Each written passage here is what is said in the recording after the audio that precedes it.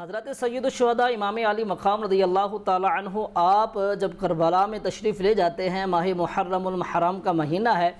اور 10 محرم الحرام کو حضرت سید الشہداء امام علی مقام رضی اللہ تعالیٰ عنہ کی شہادت ہوتی ہے۔ میں اس حوالے سے یہ بتانا چاہتا ہوں کہ پیغام کربلا کیا ہے، درس کربلا کیا ہے، امام علی مقام رضی اللہ تعالیٰ عنہ کربلا میں کیوں گئے ہیں۔ حالانکہ اگر میرے آقا صلی اللہ علیہ وسلم کے یہ نواسے چاہتے تو مدینہ المنورہ میں بڑی پرسکون زندگی گزارتے۔ جن کے بارے میں ہمارے آقا نے فرمایا کہ مجھے ان سے محبت ہے اور اے اللہ جو لوگ ان سے محبت کرے تو ان سے محبت فرما۔ سبحان اللہ، وہ لاڈلے حضرت سید الشہداء امام علی مقام، کون چاہتا ہے کہ وہ اپنے آپ کو جو ہے وہ مصیبتوں میں تکالیف میں مبتلا کرے، لیکن امام علی مقام رضی اللہ تعالیٰ عنہ کے پاس جب خطوط کا سلسلہ وسیع ہوتا ہے تو سید الشہداء امام علی مقام رضی اللہ تعالیٰ عنہ ایک بات کہہ کر وہاں سے روانہ ہوتے ہیں۔ الگ جلیل القدر کبار صحابہ کرام وہاں موجود تھے۔ حضرت سید الشہداء امام علی مقام رضی اللہ تعالیٰ عنہ یہ کہہ کر وہاں سے روانہ ہوتے ہیں کہ کل اگر آل کوفہ نے اللہ رب العزت کے بارگاہ میں یہ کہہ دیا کہ ہم تو امام حسین کو خط لکھتے رہے ہیں، یہ ہمارے پاس نہیں تشریف لائے، صرف یہ بات تھی، تو امام علی مقام رضی اللہ تعالیٰ عنہ وہاں سے چلے۔ تو میں یہ پیغام کربلا یہ ہے کہ سید الشہداء امام علی مقام رضی اللہ تعالیٰ عنہ کے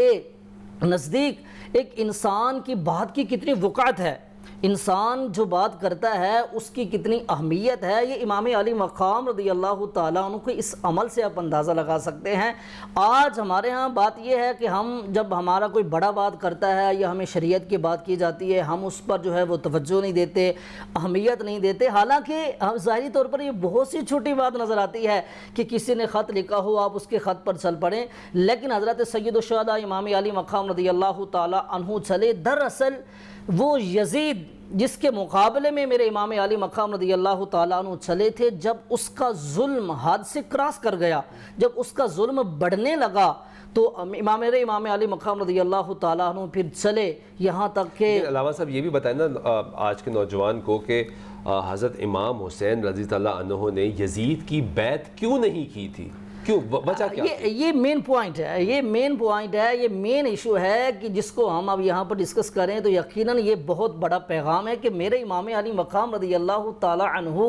نے صرف اور صرف بیعت اس لیے نہیں کی تھی کہ وہ شریعت اسلامیہ کا مخالف تھا، وہ دین سے بغاوت کرنے والا تھا، دین کے اندر اس نے ایسی من گھڑت باتیں کر لی تھی، ایڈ کر لی تھی کہ جن کا شریعت سے دور دور تک تعلق نہیں تھا۔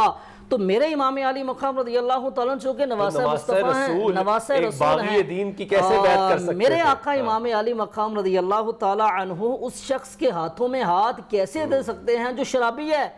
اس شخص کے ہاتھوں میں ہاتھ کیسے دے سکتے ہیں جو مسجد نبوی پر ظلم و بربریت گراتا ہے، اس شخص کے ہاتھوں میں ہاتھ کیسے دے سکتے ہیں جو مسلمانوں کے سراسر خلاف چلتا ہے، جو مسلمانوں پر ظلم گراتا ہے، میرے امام علی مقام رضی اللہ تعالیٰ عنہ اس کے ہاتھوں میں ہاتھ کیسے دے سکتے ہیں۔ تو یہ امام حسین رضی اللہ تعالیٰ عنہ نے یہ پیغام دیا ہے کہ جب بھی اسلام کے خلاف کوئی نظریہ آئے گا، کوئی سوچ آئے گی، کوئی موقف اسلام کے خلاف آئے گا تو ڈرنا نہیں، جھکنا نہیں ہے، ظالم کے سامنے کھڑا ہونا ہے، اس لیے کہ یہ امام علی مقام ہمیں سکھا کے گئے ہیں۔ امام علی مقام رضی اللہ تعالیٰ عنہ 82 افراد پر یہ قافلہ مشتمل ہے اور یہ جو کوفہ کی طرف یہ قافلہ روانہ ہوتا ہے تو اس قافلے کی کیفیت کو دیکھیے، اس قافلے کے اندر کوئی جلیل القدر بڑے بڑے صحابہ موجود نہیں تھے، بڑے بڑے کو جو ہے وہ شجاعت والے، مطلب